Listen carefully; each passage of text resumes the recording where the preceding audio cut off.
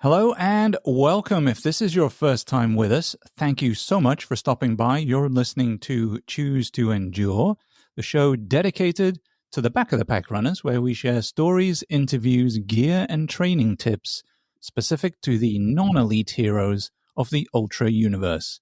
If you haven't had a moment to do so yet, please consider heading over to your favorite podcast app, hit follow, rate the show, and if you're getting something of value, leave a review and let others know.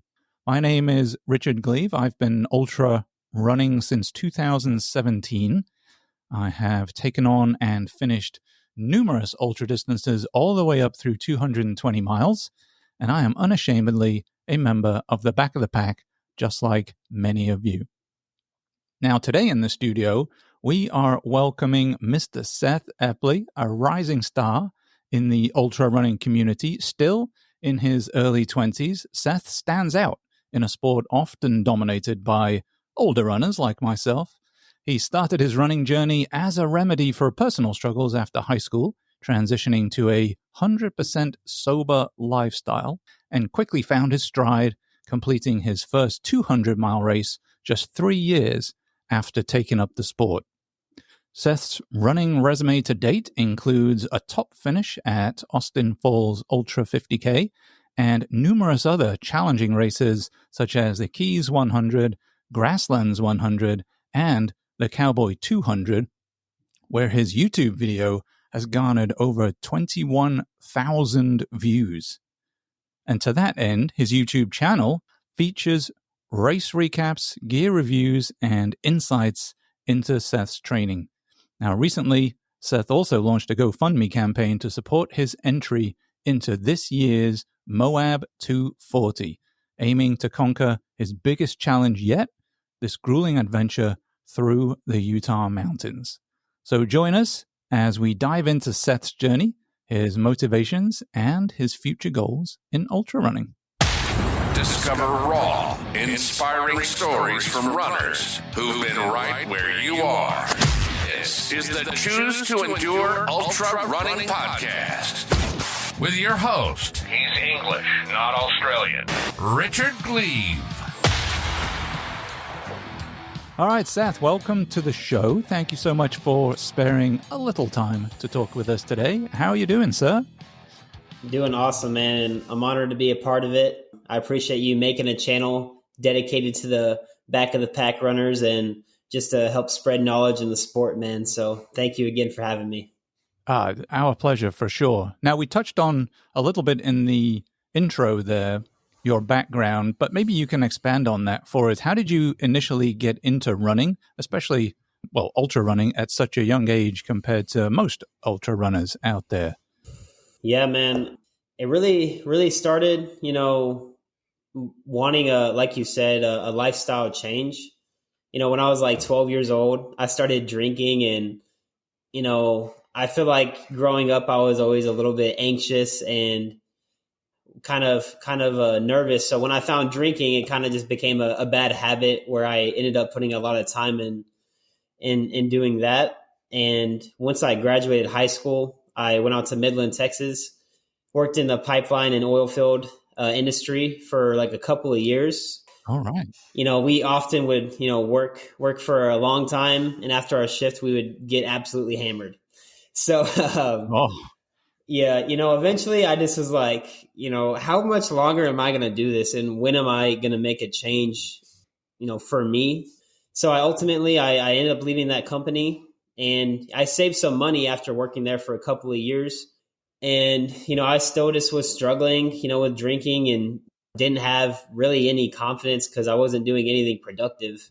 And I came across a few podcasts hearing about running and the benefits people got from it, such as like Courtney Dewaulter, David Goggins. I heard Dr. Rhonda Patrick talking about it on the Joe Rogan podcast, and just their messages. It all added up. And as well as my cousin, Gabrielle Grunwald, she was a big runner too. Right. And all these things just added up. And I was like, I'm going to go for a run, I'm going to try this out. And me and my brother, we drove down the road to this local, not a track, but like a cement loop at the elementary I went to when I was younger. And I was like, I didn't even know how far a mile was. And I did like a couple loops and I was like, okay, and I was like pretty tired and over time, I just kept building up slowly. I was still running in these Converse. One day I did like 11 miles and I ran all the way back home. And it just was like, it felt like forever to me as like a beginner runner. Yeah. And I just kept wanting more and more. And I realized how I felt more confident. And, I was offered a drink and I was like, you know what? I'm good. I feel good already. So yeah, I was like, wow, like this is like a whole nother life that I didn't expect to experience. And I signed up for a 50 miler and did my first marathon.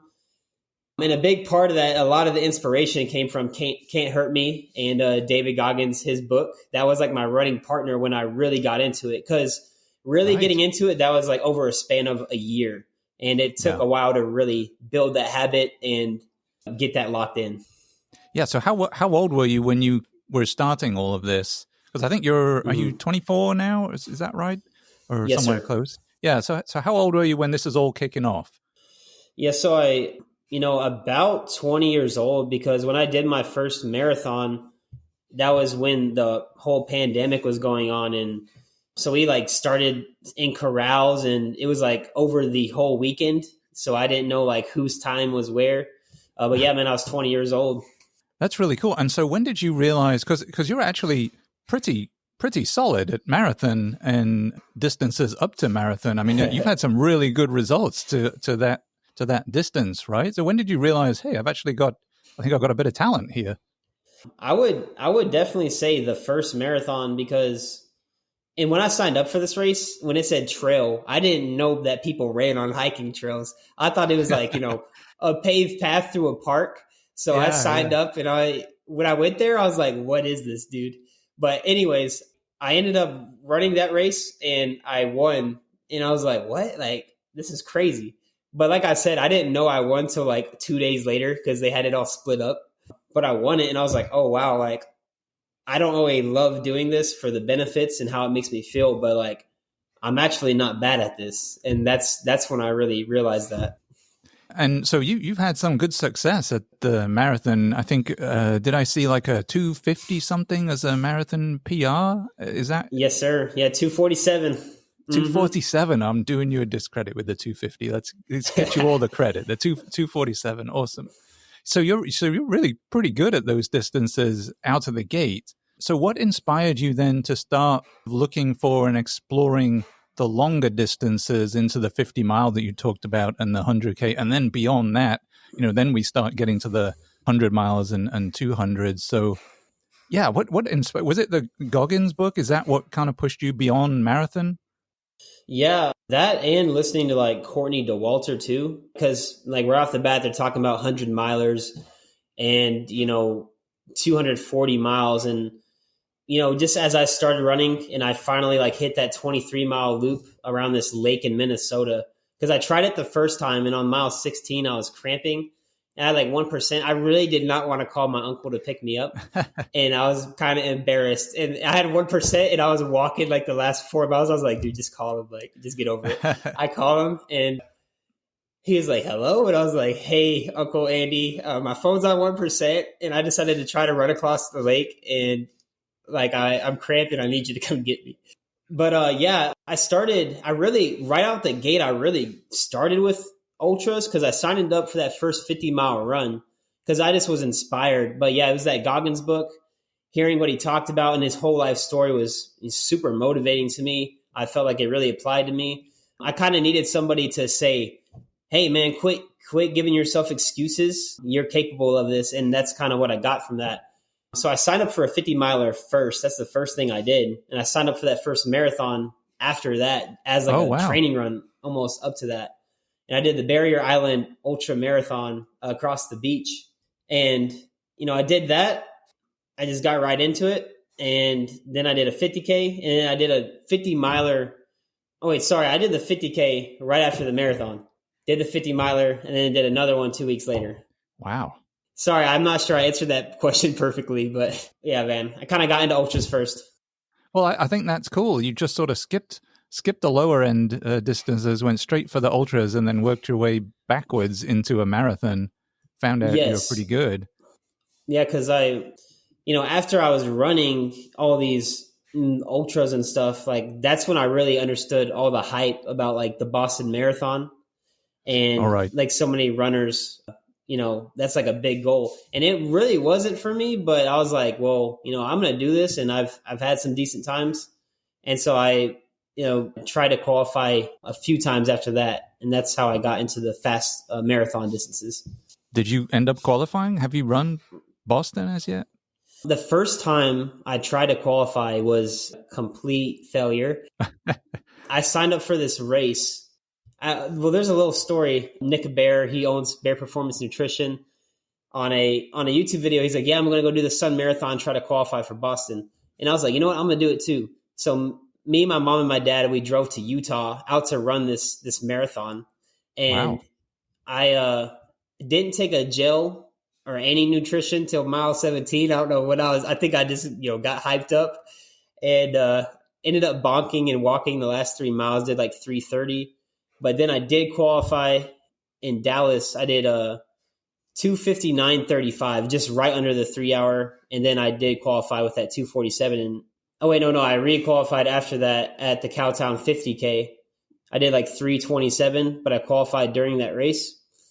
And I didn't get into Boston with that time. And so I was like, okay, now I got to go run Houston.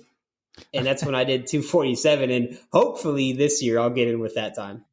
Well, good luck if you get up to Boston with that, whenever they come out with the times. Hopefully you'll get in. Appreciate you, man. I'm going to need that. But I am curious, though. So now you're this sort of faster marathoner and having some pretty good success at 50K and, dare I say, the shorter ultra distances. Nothing's really short when you're 50K or 50 miles. It's still all long, right? But yes, sir. So I'm really interested in your take on transitioning from there to the really long ultra distances. Now now I think you're getting into the 100 milers that you've done a couple of, and obviously Cowboy 200, which you also finished, and then coming up from Moab 240, which is like another level completely when you get up there. So I'm really curious how you feel like the transition has been for you when speed is almost off the table, when the longer you get and you're more into the mental side and the strength side. And so for somebody who's pretty quick, unlike myself, has that been a difficult transition for you? Yeah, man. I would say since I started running, like I never really forced my pace at first, and I just ran at a doable pace. And that's how I was able to move up in miles pretty quickly. And that's always, the way I usually would go about it. So, even though I can be really fast, or not really fast, but pretty fast. Yeah. I usually enjoy just running at an easy pace and not having to force myself at a pace. So it's honestly kind of relieving. I could sign up for the Grasslands 100, a month out from the race, because I know, it's going to be a long day. I'm just going to take it easy. Going to do hiking if I need to. Of course, that can be mind-boggling, just how long these races take. Right. But I mean, as far as needing to slow myself down, I kind of, enjoy just running at an easy pace. So it's actually my preference. I just wonder, because sometimes, with the faster folks, you suddenly take that away and it becomes a really difficult challenge for some people. It seems like you've got it down. And I'll tell you what, let's talk about Cowboy 200 for a minute, because boy, that was a race. And then you have the video that you were creating during the race and posted after that received 21,000 views on your YouTube channel, which in of itself is just insane. Thank you, man. So yeah, what do you remember about Cowboy 200? What were some memorable moments from that race? And then why do you think that particular video really resonates with a lot of viewers that are coming to your channel? Yeah, man, that race was so hard. It was so hard, man. I remember at mile 10, I was trying to drink water and nothing was coming out of my pack. And I was like, what's going on here? And I literally looked at the tube and it's just ice. It's just frozen. And I'm like, God, dude, this is not Texas.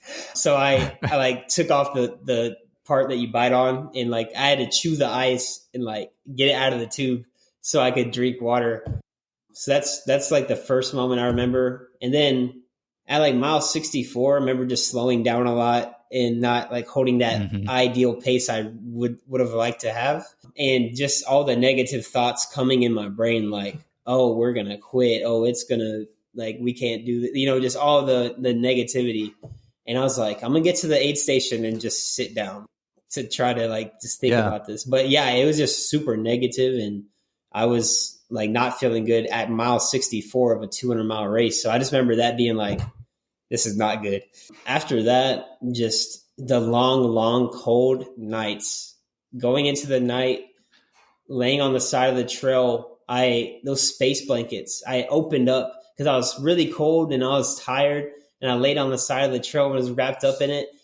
And I got no warmth whatsoever from that thing. And I was like, no, I was like, dude, if I was like stranded, I would die for sure.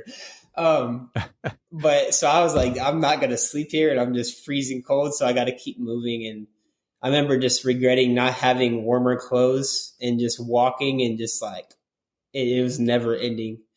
Yeah, it's funny. And viewers, if you go, it's not funny, but funny, haha. But just if you go watch the video, you can kind of see these moments in the video.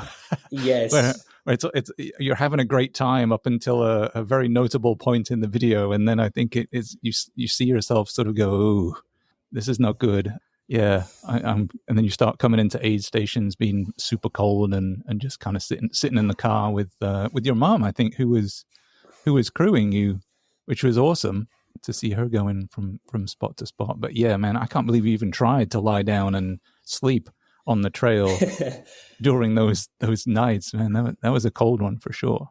Yeah, dude. Yeah. My mom, she was like the hero of my race. I mean, she came all the way up to Nebraska. She was my one-man crew. Her tire had like low pressure like half the time, and she was going like in the middle of nowhere trying to fill up her tire, trying to get to me. Oh. And yeah, so that it was a crazy race, and it's awesome that you got to exactly what I went through on that race, and you finished a couple hours before me as well, dude. So like, I remember at the end of that race, I had there was no competition in my heart, which I'm not surprised either. Like, I don't expect to be competing with anybody at Moab. I'll say that right now. And I remember just this girl walking past me, and there was like only a mile left.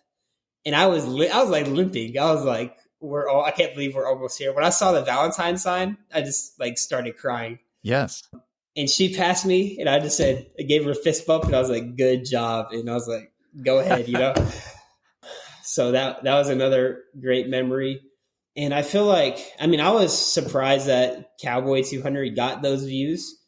And I'm not sure, what got people to click on it, but I feel like definitely just the video not being super hyped up in like a big production. It was really raw, and I feel like it really showed the pace of the race, because it took forever and it felt like forever. And also my mom, being my team, I feel like so many people were so proud of my mom on that video too. Yeah. And, I'm still so grateful that I had her there. Yeah. I don't know how you managed it, whether you even think, but you can, as you watch the video, you can feel the cold.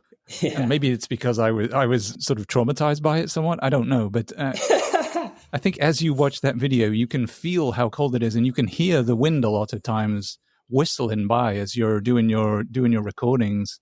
So I don't know. It does seem very raw as a video, and that's I'm not detracting from it. It's a wonderful video to go watch. But yeah, I wonder if that really resonates with people. Like, this is not a pure production kind of overly produced thing. It's me. It's how it went. Maybe that really resonates with people, because I think that is by far and away your biggest views to date. Maybe we'll get more on some other, but yeah, I just thought that was first of all, an incredible race. Well done for finishing. And secondly, just an amazing YouTube film about it, which is brilliant. Thank you, man. And now you've done a couple of other movies out there for YouTube. I think I've seen you've got a Keys 100. You've got a Great Grasslands 100 from this year, or Mudlands, or what we're calling it these days. Yeah. So tell us a bit more about your YouTube channel. Like, what inspired you to start that and start recording your running, and what kind of content do you like creating out there? My channel, as I started getting into races, I just felt like, I wanted to look back maybe when I'm older and like watch these videos, and also just put it out there and let people know what I'm doing. I just felt like it was a good way to do that. And I just thought, I thought it was awesome that I was doing these races myself. And, I felt like it would just be a good video too, and hopefully inspire somebody. I mean, if it does, that's amazing. And just, let anybody that, I've crossed paths with, just let them know that, like, especially anybody that maybe like I used to like drink and party with a lot. Oh yeah. Just let them know that you could be like me, like someone that gets blacked out drunk half the time, and then you can, turn around and go run like races like this. So like that's definitely a passion I have on why I decided to make the channel. And yeah, just to document it and just document my life almost, so I can look back on it. And it's been cool to see people actually, interacting with it. And yeah, man, I mean, I even appreciate your support, always watching and, just supporting the channel, man. I love to see progress over time. That's what it's all about, right? And how people change, how they adapt, all the struggles that folks go through. Yourself, I know I go through a ton too. I just choose to internalize and swear at myself as I'm running around. And I don't have a camera. Nobody wants to see that on a camera. No, man, we want to see it, man. Yeah, I tell you, it's pretty raw. English people can swear with the best of them. It's like a whole other level. Yeah, so what goes into creating the content? Because, I mean, you've got a lot of race type content where you're recording while you're running. Mm-hmm. And then I think you have some other content that's more gear related, maybe. Yes, sir. Like, what do you like to create? I would say like doing those ultra races and documenting those are probably my favorite thing to do. I also like doing fun vlogs as well. The shoe reviews, I think it's helpful to anybody that's, looking at those shoes to purchase them, because when I first purchased running shoes, I remember watching some other YouTubers' channels and getting their thoughts and ideas on it. And honestly, it's a good way to get views and get more people on the channel. It's good to do those to test out the shoes, and even just networking, because through like social media and posting about like shoes and just running, I connected with like Believe in the Run, and they brought me on as a reviewer, which I thought was awesome. And I really appreciate everything they've helped out with, and, the gear they've hooked me up with. But yeah, man, the shoe reviews are great for getting views and getting new people onto the channel. But I'm most passionate about making those like ultra documentaries that just might ignite a spark in somebody. Yeah. Now, I assume they take a little bit of time to put together once you get back from an event, or even in between events. How do you balance doing that with your training and racing? Does it take a while to do those things? Have you learned how to do it in an efficient way? Or like, what does your production schedule look like here? Are you able to swing those things around pretty quick? Dude, the Cowboy 200 video, it took me a while because I wanted it to be so good. And, I worked really hard on the intro, but I was doing it like after work and, also just doing whatever I was doing. It took me months. So like I almost like gave up on the video, and 2 months later I was like, people are interested. Like, people want to see it. Like, I need to put it out. So I went back and I watched the video like real quick, and I was like, you know what? I think it's decent, and I got to post it. So a lot of times I struggle because it's so time consuming, clipping each clip, what I'm saying, because I usually record so much, and then the music, the transitions, all of that. So that's usually so time consuming, and I really don't like looking at a screen too long. I just don't usually feel that great when I do. Yeah. So that's just another reason, another motivation for me not to finish the videos. So sometimes I lack motivation to do it, man. I'll be completely honest. So there's not any particular schedule, but when it's really coming together and The video has a message. It really helps me, finish it. But I use a Final Cut Pro on my MacBook, and I just, use music off of YouTube and put it all together that way. Yeah, always fascinates me how people, especially YouTube folks on the video side of things, manage to balance doing all the video editing and filming and all that stuff, along with seemingly being able to go out and run a whole bunch too. Yeah, man. So yeah, fascinating insight. Now we talked a little bit about some of your other races. I love getting up to Cowboy, but you've done a bunch of other races too. So walk us through where else you've been racing. In particular, I'm curious about your keys, and we definitely got to get into the Grasslands one, having watched your video on that, where you almost missed the cutoff to go round on the final loop, I think it was.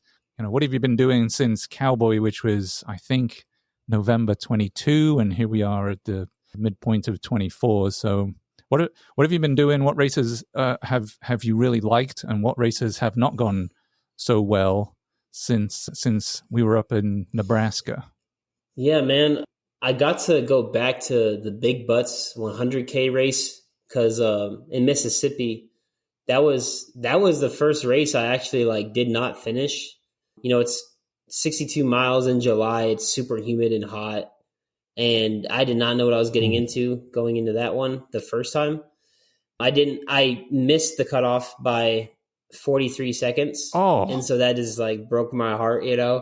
It was a 14-hour cutoff. That's got to be a record. Yeah, man. Oh. And so that was tough. But I ended up going back a couple more times. So this past time that I went after Cowboy 200, I ended up doing under 12 hours, which was a really solid time for me at that course. And it was nice to go back and do it in a respectable time. But just that heat and humidity, it just makes me think of the Keys because, with the Keys, I went out there with my ex-girlfriend, and her grandma was those were my crew members, and they were absolute soldiers, and met up with me every 4 miles to support me. And yeah, it was, dude, I remember at mile 30 of that race, I was feeling real bad. I had a blistering headache, and I puked a little bit, and I just had to sit in the car like the heat was as brutal, man. And that turned into a long hike pretty much. But it was very pretty. There was fish and fishermen. You could see sharks in the water and things like that. It was crazy because it did not rain at all. But the final 100 yards of that race, it just started pouring. And it just was just a sign. Oh. And it was it's finally over. Brilliant. But it was really cool to travel out to Florida, see new terrain, check out what it's like out there. And yeah, it was a tough race, and it just was another one to add on the list. And the Grasslands, man. So that race, I just took up on a whim. I was it was about a month out from the race, and I just was feeling the itch. And I was I got Moab coming up. I could use this as a really good long run. And I was it's not too technical. It, it shouldn't be too hard. And, so I went out there, and mile 30, I had knee pain in my right knee, sharp knee pain. And I start hiking it out. And then right after that, it just starts thundering. The sky gets really dark, and, I'm in the woods this does not seem right. And it starts this pouring rain. Ooh. And the entire trail just turned into just mud and slosh. And so the next 70 miles was just moving through that. And I almost didn't make it. It got pretty depressing there. And I just remember once I got there after a long section that took forever. Then, like you mentioned, the race director was hey, man, you got to be back here at this time. So that means, you got to go now. And I just I was ready to sit down, and take a break. So I just was not glad to hear that. I was a little bit frustrated, and I just went to the car, got a water, and I said, I got to go. I took off jogging. The negative thoughts just started coming at me hard, and I started hiking. I eventually just sat down on the side of the trail, and I was I'm not going to make it. And then I laid down, and I remember, like, I don't know, like, I wasn't hallucinating, but when I closed my eyes, I like saw my brother's face. And then it made me think of him waiting for me back at the start line. And I just was like, he's going to be pacing me for the last lap. The next lap is the last one. He's going to be like, wow, dude, you gave up the lap before I come pace you, and I've been waiting all this time. So I got up and I started like moving again and jogging again. And I don't know, dude. It was like I gave up again, and I laid down, or I sat down on the trail, and I was like, yeah, I'm not going to make it. Next thing I know, there was like this white moth, and it kept like hitting me in the face. And it made me think of some of my past relatives, like Gabriel, Abby, Jordan, all three of my cousins. And I just like imagined that they were watching, and this moth just kept hitting me in the face. And I'm like, dude, get away. But I took it as them like telling me to like, hey, get up, like you're not done yet. And then so I got up, I looked at my Garmin, and I was like, okay, if I run this pace, like I can make it. And then I just started running, sloshing through the mud. And then I don't know, I turned into like someone else for a second, man. And I was like almost yelling a little bit and just hyping myself up. And I was almost sprinting through the mud. And I found like a whole nother person, and I finished that lap. I got back in time. And so that was just a crazy experience. And I was crying as I was running, because like I just quit 5 minutes ago. Like I quit. I was sad and like just like, wow, I gave up, you know? And then I was like, then it was like I was in another universe, and I was running and I was not giving up, and I was motivated, and I knew that I was going to finish. And that just made me like so emotional to know I didn't give up on myself. That's amazing.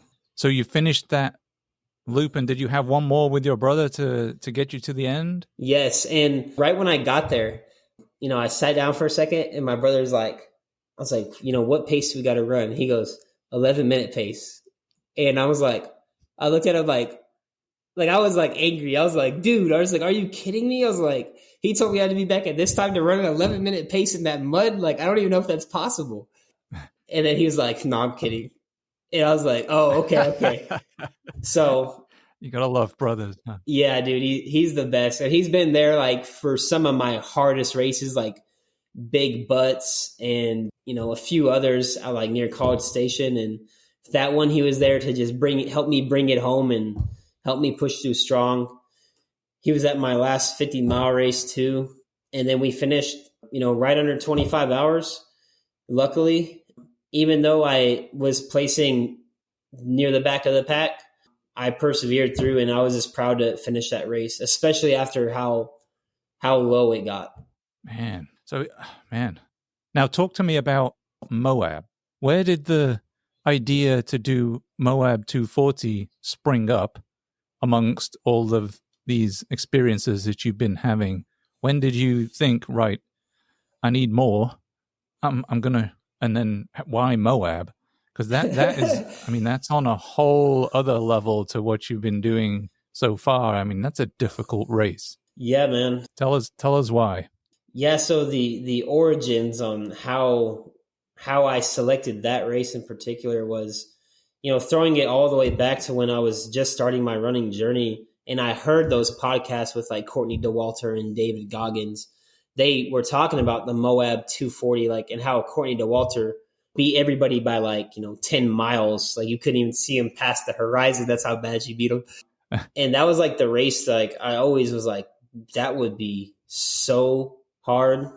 But yeah, hearing about like Courtney Dewaulter and David Goggins doing this race in particular and talking about how hard it was, and then like watching those athletes complete it, that was always that race that I looked at and I was like, you know, I could never do that. Like no matter what, like that's amazing they can do that, but that's not for me. But also just knowing that that would be such a hard challenge and would take so much, it's always been in the back of my brain, like, what if one day like I could do that race? And then, you know, I did Cowboy 200, and my thoughts going into that was like, it's, you know, it's 200 miles. This would be a good way to say I did that distance and experienced that distance. So that's how I always knew that Moab would be that challenge. And from telling myself like, that's basically impossible, telling myself 200 miles was impossible at the beginning. And now just signing up and not knowing what's going to happen, but like just showing up to the start line and just proving to myself that like I can do this. Now, do you have any goals or expectations as far as the race itself? Let's assume for a moment you get to the start line, which is just a thing of its own, get through training and all of that, and you get to the start line. What are you looking for from the race? Are you, is it just finish? Do you have a particular time in mind you think you can hit? What is, if any, what are your goals and expectations of this race? My goal is to finish because, after Cowboy 200 and the experience with ultras I have, I know this one's going to be super hard. It would be really cool to hallucinate, though. I haven't had that yet. But oh, that'll come. Yeah. Just really pushing as hard as I can. Yeah, no, honestly, just to finish this race is my goal. I'm not going to be competing with anyone out there except myself because I know it's going to be super hard. And I would love to say, I'm just such a strong runner and, I'm just going to, run most of it, but I that's not true because I know it's all that elevation gain is going to be super tough.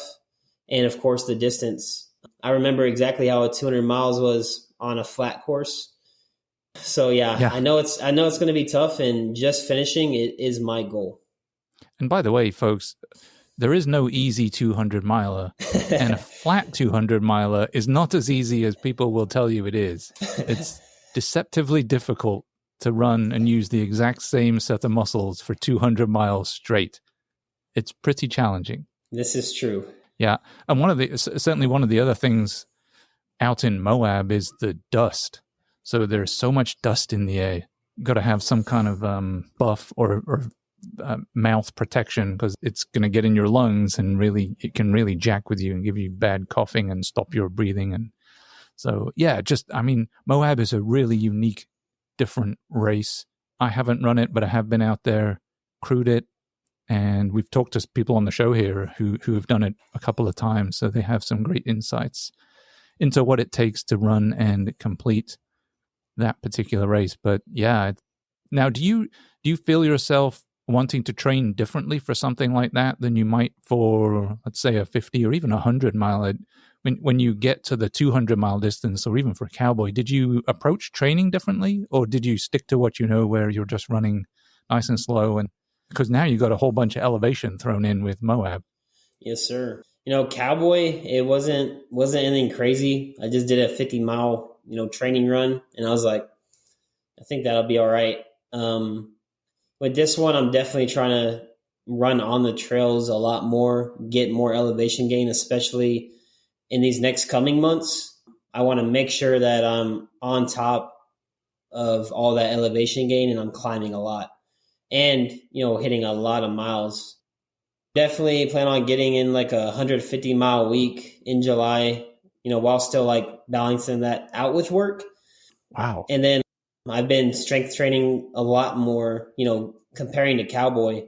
I've been in the gym, almost every day doing some walking lunges with weight, sled pushes, a little bit of Stairmaster, but of course getting out on that trail and climbing.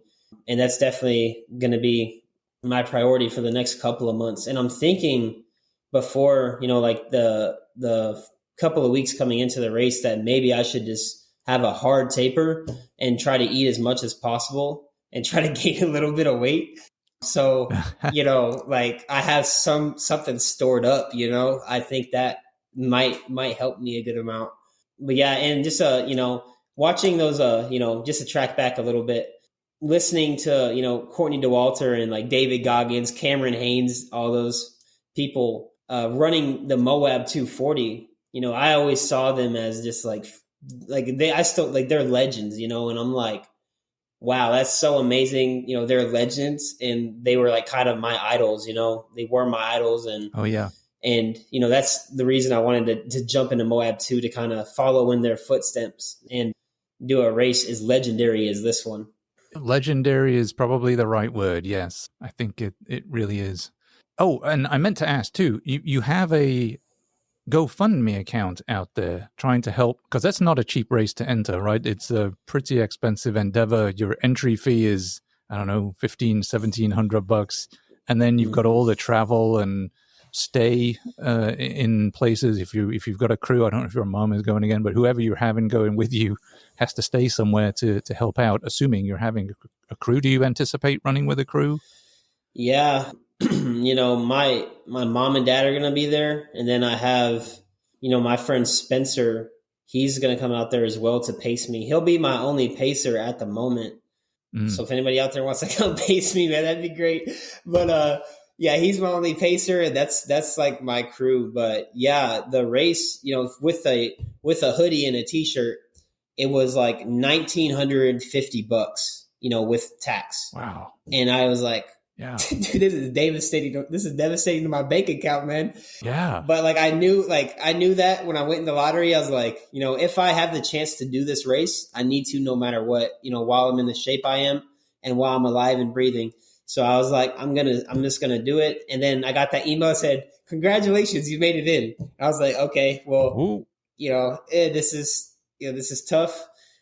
So I started that GoFundMe. But yeah, I'm going to try to get like a U-Haul cargo van that I can put like a mattress in and organize things. So that's what I learned from Cowboy 200. Like I slept in the back of my mom's Kia Sportage, and it was like the seats were like in a V shape. Yeah. And that was not comfortable. And ouch. Mm-hmm. So yeah, those, and just having everything ready and organized, like it's crazy how far that'll go in ultra running. So yeah, that'll be expensive. On top of hotels too, the first couple of nights and after, as well as gas, driving up there, driving back, and food. At first, I was skeptical about putting a GoFundMe up because I was like, I'm not sure how many people are going to support, but I was like, I'm going to just send it. And once I did it and I posted it and got the word out, I was like pretty shocked by how many people donated. I hit my $3,000 goal, through the support of fantastic. Friends, family. And even people, they decided to just, cash at me, to support me. And so thank you to every single one of y'all doing that. And also to ASICS, because they're going to, give out a couple pairs of shoes to the top 2 donors and also a free pair of shoes to a random person that donated. So that was a huge help too. Chris Anton with ASICS, he decided to help me out since I am an ASICS ambassador. So that was huge and definitely helped raise money as well. I was shocked to see, everybody in the community so willing to chip in, and it really it doesn't put more pressure on me, but it just shows like, oh, these people, they want me to finish. They want me to do this race, and they want to support me. So that was amazing. Yeah. I think people generally love it when folks get out there and take on a challenge that seems way beyond what that individual thinks they can do. It's a fascinating watch from a supporting perspective to see how these individuals approach and then execute against these races and follow that journey. And for you, obviously you've got the YouTube side of things. So we should expect, I would imagine, a Moab 240 film coming out at some point after the race, whether you're successful or no, and hopefully you are. But yeah, so I think that's I think it's brilliant. Thank you to anyone who donated. I think that's really awesome too, to support Seth going through this, and hopefully we get a positive result at the end. And I did want to ask another question, because I don't want to harp on your age too much, but so I think we said you're 24, which is sort of, I don't know how you found this, but it's kind of on the younger side for ultra running. I don't know if you see too many, late teens, early 20s doing the ultra runs. It seems mostly that it's sort of, 35 through 60 maybe out there on the trails. Has that really been a thing for you? Have you noted that? And how has it really impacted your experience out on these runs, or not really? It doesn't even come into play? Yeah, I've definitely noticed it. Just that most ultra runners are, it seems like in their prime are like 40 years old and up. And like, I think that's really cool. But no, it's been awesome. I mean, even that first 50-mile race I did, I met a couple of, older people than myself that happened, that just followed me. They've been longtime supporters, and they were very welcoming and, decided to support me and just tell me to keep going. And for the most part, it's been, awesome. Community's been great. And it's felt unique. Like, it was another reason I wanted to keep going, because I'm like, oh wow, like I am kind of one of the only younger people out here, and that just made me a little bit more driven to continue, because I'm like, oh, that's cool. Like, most people are getting into the sport like a lot older than me, and I'm still pretty young. So, I mean, it felt cool to be, amongst one of the young cats out there in the field. But everybody's been super, super welcoming and supportive, and have been able to give me their advice and just help me out along the way. So that's been really cool, man. Yeah. And we've talked about that quite a bit on the show, just the community of the trail community being quite different to the road marathon type community, and not in a bad way, but just, on the trails, it's very welcoming. It's very inclusive. People just want to see you succeed in whatever you're doing. Mm-hmm. But especially, when you think of all the stuff out there for people in their early 20s, what they're out there doing, where you guys that are choosing to put yourself in a difficult situation and put a challenge in front of you that seems really insurmountable, I just salute all of you for doing that, because I know I wasn't doing that when I was in my early 20s for sure. But yeah, I mean, just kudos to all of you guys. And for me personally, it's super exciting to see younger folks taking up the sport and bringing it through and getting into it and, doing well in the sport. So I just think it's really interesting. And I wondered how your experience has been as a younger person coming in a mostly middle age and beyond crew that are out there running. I think it's hopefully you feel it's been a positive experience so far. Yeah, and it's been humbling too, man, because they're always kicking my butt out there. I mean, even you, man, you beat me in the Cowboy 200, and I'm not surprised. And it's been humbling in that way, But yeah, just really cool too. Yeah, I think it's great. And like I said, people are not really out to, well, outside of the really top 5% or so, most folks are out there for their own reasons. They're just out there doing what they need to do to be successful, and they're very welcoming and encouraging, I find. So yes, sir. Very cool. Now, as you go through your training for Moab and any other races that you have before or after, how can listeners follow your journey, support you in upcoming races, reach out to send well wishes or anything else, any other alternate endeavors? What's the best way to sort of follow what you're doing? Is it the YouTube channel? Do you have any other spots that you like to post on that we can keep up to speed? Yeah, for, mostly running, YouTube is great for like all the documentaries and reviews. And if you want a little bit more insight on like day-to-day life, you can also follow me on Instagram. Sometimes I post like, running clips and might have more activity on there. But yeah, either Instagram or YouTube is a really good way to stay connected on what's up to date. But especially Instagram, because, I'll usually post like races that I sign up for on there, and, just photos from races, and try to talk about them somewhat in the captions. So that's a really good way as well. Well, we'll definitely link that at the bottom of the show notes on here. One other thing we do, Seth, is each episode we do encourage guests to pick a song to add to the free Spotify Choose to Endure playlist. Typically, it's something family-friendly. Maybe it'll lift you up or motivate or just keep you moving while you're out on the trail. Now, you chose a really different song to a lot of the songs that guests choose on the show. I'm not saying it in a bad way, but do you want to tell us what the song is and why that song resonates with you? What is it about that song that gets you motivated?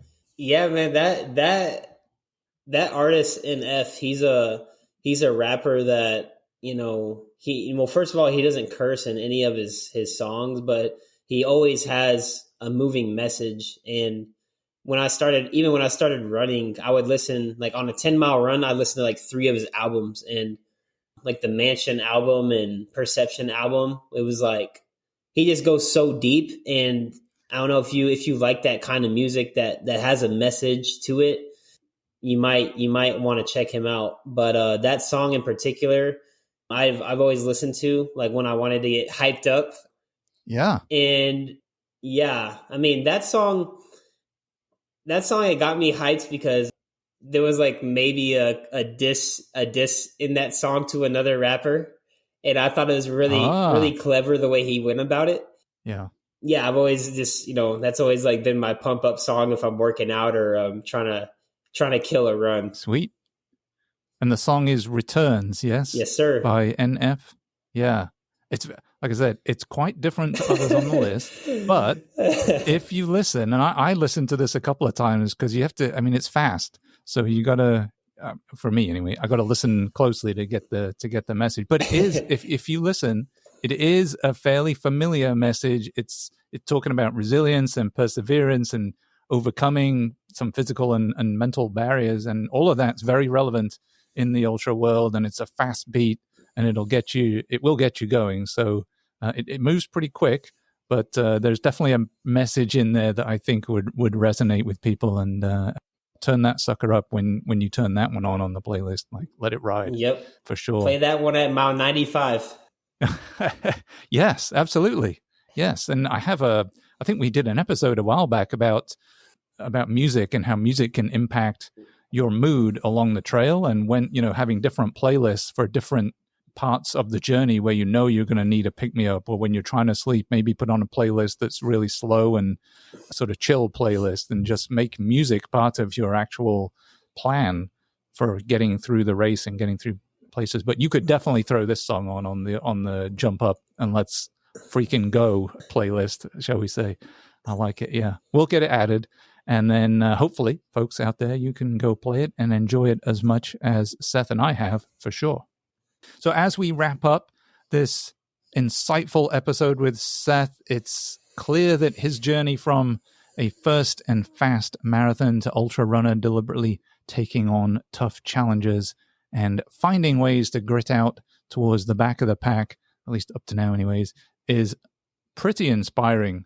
We've delved into Seth's motivations for tackling longer distances, heard how he got on at races like the Cowboy 200 and Grasslands, and explored his dynamic YouTube channel that's really capturing the essence of ultra running.